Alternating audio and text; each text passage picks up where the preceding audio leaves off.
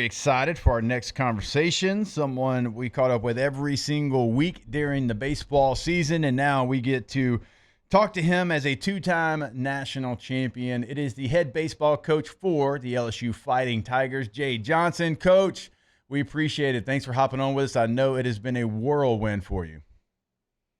Been a little busy, but the best kind of busy. So how you guys doing? We are doing great, and you have been, because we were talking about it after a national championship. You see a lot of people, okay, let me go ahead, take a rest, take a load off, let me reflect on what just happened. But that is not the approach of Jay Johnson. It never has been. I mean, you have been working towards next year's team already. It feels like, Coach, since the moment that the final out was recorded. Yeah, I definitely took Sunday night to celebrate and be with this team. It's just a crazy dynamic that it's not avoidable. It's not anybody's fault. It's just the way things have all kind of matriculated and transpired, particularly for baseball and the baseball schedule. It is what it is, and that going in. It was actually when we beat Arkansas to not have to play again on Thursday. I felt like that almost saved us a little bit. It just gave us an extra day, not just to get ready for Coastal, which was huge to have that extra day to prepare, but to try to just hold serve in recruiting while we were playing. And so that was good and set the table for some things we were able to do when we won. And yeah, the celebration was awesome. Definitely taking pockets of time, like when I'm on a plane or something, to watch highlights of the series. But other than that, you got to go. We got some catching up to do. So it's been pretty busy. Yeah, and really, like you said, there's nothing you can really do. It's not that you don't want to enjoy and celebrate with the team. It's because of the calendar. And with the calendar, as we talked about last time we had you on, like the portal was open and there was players that were making decisions. There was players that had already been in the portal, out of the portal, and gotten to their new school, and you're still playing baseball. And so, like, during that entire process, Coach, how do you make sure that you, your staff, everybody, you're focused on the main thing, which is to go win a national championship, but also knowing that you probably have to start some of these conversations just to make sure that when it does end, you actually have an opportunity to get whichever players that you're trying to get to LSU? Yeah, it's a tough balance. I think we did a good job. Prior to Omaha, we picked up a couple veteran hitters that kind of have a dynamic that we need for next year's team. So that was helpful. Then the Omaha thing, you'd really try to sell, like, turn on the TV, man. Like, this is what this is about. Yeah. And, you want to be a part of that. Just hang tight for another week or so. And some guys did and some guys didn't, and that's okay. And, yeah, I mean, I wouldn't trade Omaha for the world, and I'm proud of our team. I think one of the positives maybe this time around is we have a few more guys that contributed to that will be returning than the last time. And so it's not quite as much of a overhaul, if you will. Like, I think in 23, if I'm not mistaken, like, maybe 2 of the 9 starters were coming back. Yeah. And this year it might be 4, might be 5, but it might only be 3. But the young pitching we have in the program with Casey Evans, William Schmidt, Maverick Rizzi, Cooper Williams, potentially a couple guys coming back, hopefully Zach Cowan, Jaden Newt. Like, there's a really good foundation of a really good pitching staff there. And just as our team proved this year, the game's about pitching. So yep. we'll find the right guys and keep moving to the finish line here over the next couple of weeks. Yeah, Coach, I just want to start by telling you thank you for a couple things. One, you've made my entire family like huge baseball fans. We all own proud owners of LSU baseball jerseys now. We watched and had such a good time throughout the entire run as a family. But then at the celebration, somehow my little boy snuck onto the field and was getting autographs after the celebration, and you were very kind to him. You spent time and said hi to him, and you signed his ball, and he's got a little glass case. So I want to start by saying thank you for that. Thank you for being kind to him. And I want to say, in 10 years from now, when somebody asks you, reflect back on the 2025 LSU baseball team, how would you describe this team in the season as a whole? Yeah, I think 2 things come to mind. First off, our our motto for the season was tough and together. And that was from day one of August. And I kind of came up with that of, where I felt like we needed to elevate the program and the team from last year. And that's what they were. I mean, through this entire deal. But the hallmark of the team was consistency. And there was just so many points along the way where you pointed to it and go like, man, this is pretty good. Like, I don't know if we're the most talented team, even though we had exceptional talent, especially on the mound, but we're doing this the right way. These guys are doing this the right way. They're responding to success well. They're responding to failure well. They're motivated. There was very few lapses in anything, concentration, intent.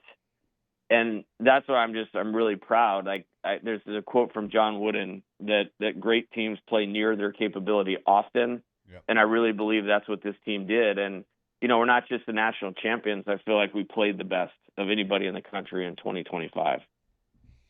Catching up with LSU head baseball coach Jay Johnson here on OTB.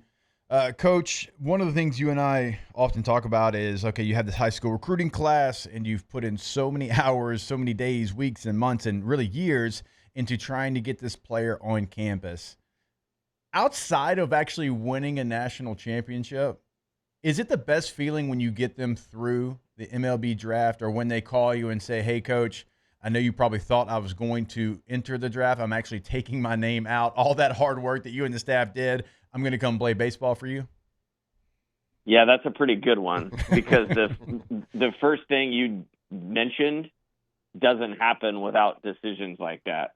Like, we're not the national champions without Kason Evans, Derek Curiel, William Schmidt, those guys that just did it last year, or Jared Jones returning, from last year's draft. And, we just had one with Omar Cerna, freshman catcher, who's a great player, which, man, you put Cade Arambidi and him together. Not only are they both great catchers, but they both have power and play first base, DH, maybe play third. That's a really big lift, because there's a lot of questions right now with how things are going to shake out. Like, we're going to wear it on the chin a little bit with our high school recruiting class. There's too much money in this draft. Like, I don't know if MLB got tired of players choosing to go to college, right, or LSU or what, but getting Omar through, to pair with Cade was a big deal, and feel great about that. And it's like, thinking back on it, like when, Kason told me he's coming, like that's how these championships and those things happen. And same with a lot of these guys. So yeah, it is a good feeling, because you can't get to that championship unless decisions like that are made. And hopefully we'll be fortunate, with a few of them, and we're trying to prepare for all scenarios. But I don't know what Major League Baseball did, but they're pumping a lot of money into this amateur draft this year. Yeah, and to kind of piggyback on that too, I mean, landing a big recruit or getting someone to stay, it's all validation, right? It's all validation of hard work that y'all put into it, the scouting reports, and then what you put on the field, just like you said. And another validation is when a recruit like that signs with you, comes and has a lot of success. And to that point, Derek Curiel named National Freshman of the Year. What did this freshman class, and specifically Derek, really mean to this team all year?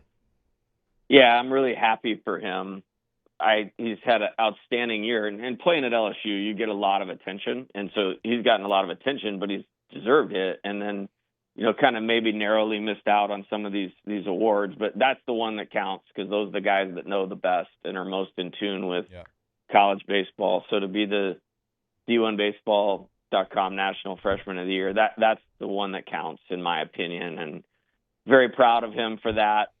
Just love how he goes about baseball. Like, he builds his life around baseball, and I thought that was well deserved. Now, I liked your question too about this group. I think on the 27-man roster in Omaha, we had 7 freshmen, which was by far the most, and very thankful for that group, because, we're going to really lean into them and lean on to them next year and then the year after that. And expect some of those guys to get better, and a lot of them contributed to a national championship team. I mean, like I said, Evans, freshman All-American, pitched 50-plus high-leverage innings. William Schmidt was 7-0. Maverick Rizzi led our team in appearances. John Pearson kind of became the right-handed hitter we went to off the bench. Derek, obviously, Cade Arambidi. We won several SEC games with him behind the plate, and feel like he's poised and ready to take that deal over. So really, really excited. Just really excited about that, and we'll get another good class of probably less of them, to be honest with you. It's just the way that it is, but that's okay. And try to blend it in with return a few guys that maybe are on the cusp of the draft or returning from our team, and then a few guys in the portal, and strap it on and do it again. And excited for that challenge. So, Coach, you mentioned William Schmidt there, and it has me wondering, like, you look at what Cade Anderson went from his first year to his second year on campus, right? I mean, first year, obviously, he did some good things, but the second year, he explodes, one of the best, pitchers out there. Like, so for William Schmidt, when you see the talent, you mentioned he's 7-0, right? But he's going to have a bigger role in this team. Do you go about it in the same way as far as developing the player? Like, hey, here's what we did with Cade. We're going to do a lot of the similar things with you. Or is like every player a little bit different and you've kind of got your own plan for William Schmidt?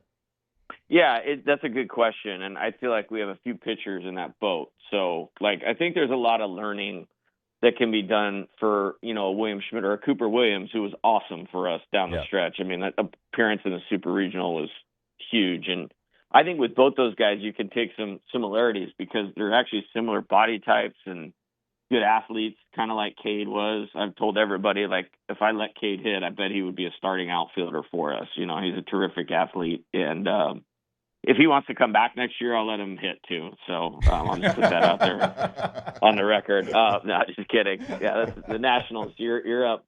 Coach Yeski is excellent. And we have some really good plans, for like I said, Cooper Williams, William Schmidt, Maverick Rizzi. Maverick's going to throw up in the Cape Cod League about 4 times over 3 weeks and get on the mound. We're going to send Cooper out to Arizona to do some training stuff.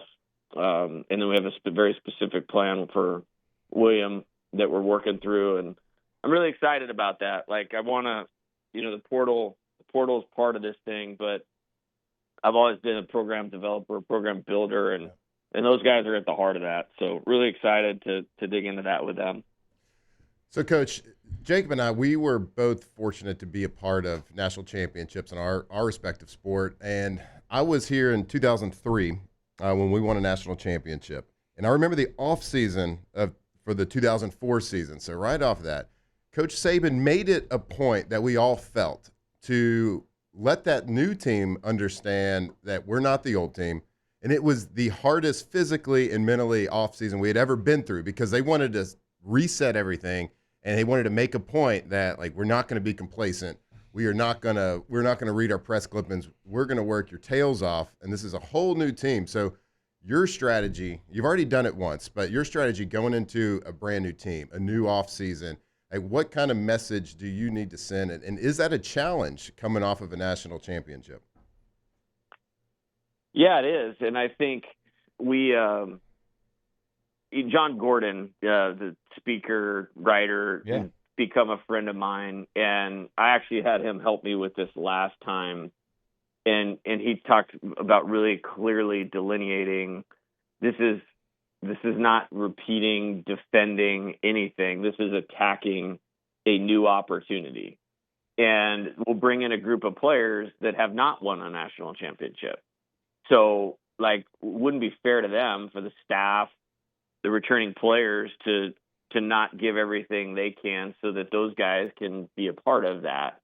Also, I think I know how hard this is to do, and don't take it for granted. And I said this somewhere, this just didn't happen overnight. So you have to, recommit, reinvest to what we call our process of winning. And that starts the first day of school.